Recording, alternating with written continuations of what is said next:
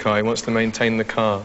But if the man spends all day looking after the car, cleaning it nicely, putting fuel in the car, making nice arrangements for the car, and forgets to feed himself, to dress himself, to clean himself... That's a wonderful metaphor. I don't understand it. The question is... soul. What I'm saying is, how do ordinary people in the real world find out the truth about your religion as compared to the truth of another religion, all of which to them are claiming very much the same things? Now, give them some specific practical advice, please.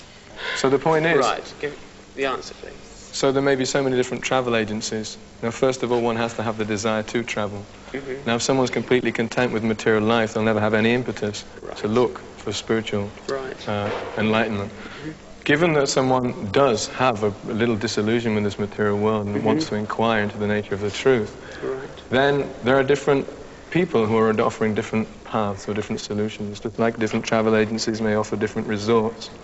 So on the basis of that, how much information can you receive from one travel agency about the place you will be staying, about the nature of the people there, about what type of activities go on there?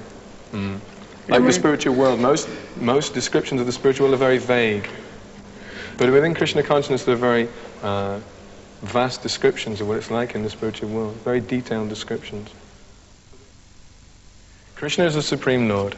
Every living entity has an eternal relationship with him. But presently, we've fallen into the material atmosphere and are living in forgetfulness. When one revives his original God consciousness, whatever sect or whatever culture he wants to follow, doesn't matter. If he revives his original God consciousness and gives up his false conception of himself as the enjoyer, are they Krishna concepts of false consciousness? That's what I mean. When you say give up the false concepts, whatever, what can you be more specific about those things which we are meant to forget? Because if they're different from those things which are taught in other religions, then it does matter whether we're followers of your cult or not. The basic illusion that every conditioned living being is in this world is that I am this body. I am black, I am white, I'm American, I'm Russian, I'm old, I'm young, I'm a dog, I'm a cat. Well, that is important, isn't it? Would it matter? Well, the needs... you talked about... you said you're not married, but would you like to get married? Probably in the future I will get married. Because, as I understand it, the lifestyle involves having sex once a month. I mean, it's a very within kind marriage, of... procreation of children. Solely for the propagation of children, or whatever it was. And so really, you're putting a very low importance upon the sexual drive. Is that right? Sex is the binding factor of this material world. On the basis of sex life, people become entangled with each other. What's the binding factor?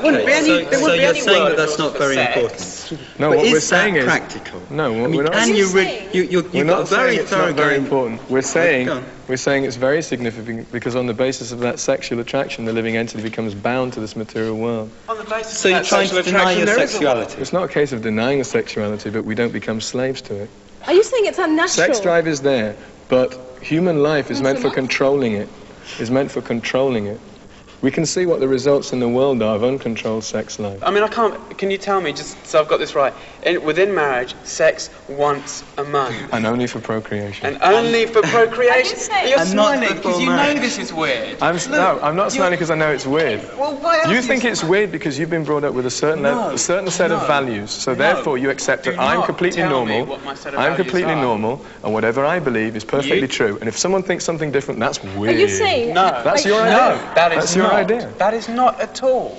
Are you saying that Krishna is actually advocating that you should give up both the pleasures of the material world in terms of conveniences and comforts, and also the pleasures of the natural world that he's offered you? That your body's natural. There's nothing about it that you should be ashamed of. This body is not natural for the soul to live in. It's the body that God created for you. The soul is hankering for eternity. The soul is hankering for bliss and knowledge. The soul, that's all we hear. What about the body? Well, so the body has certain needs. But one doesn't have to just cater to... natural. Do we want to be servants of the body, or do we want to be masters of the body? Why are you dressed like that? And your hairstyle is quite unusual with a pigtail, and you've got ash on your forehead. It's not ash. This is clay. This is clay from the bank of the Ganges, actually the bank of the Jamuna River, which is a sacred river in India, where Krishna performs his pastimes. So by taking this clay on our foreheads, it's reminding us constantly that we're devotees of Krishna. By adopting this dress, because we're adopting the dress of a devotee of Krishna, then everything we do is meant to provoke remembrance of Krishna. According to how we live our life, according to the activities we perform, then we remember, or we have a certain type of awareness, consciousness. So if at the time of death, when death comes, that's one thing we can guarantee is coming. I don't think anyone's got any arguments on that. Then because our consciousness is fixed on Krishna, then that's where we go.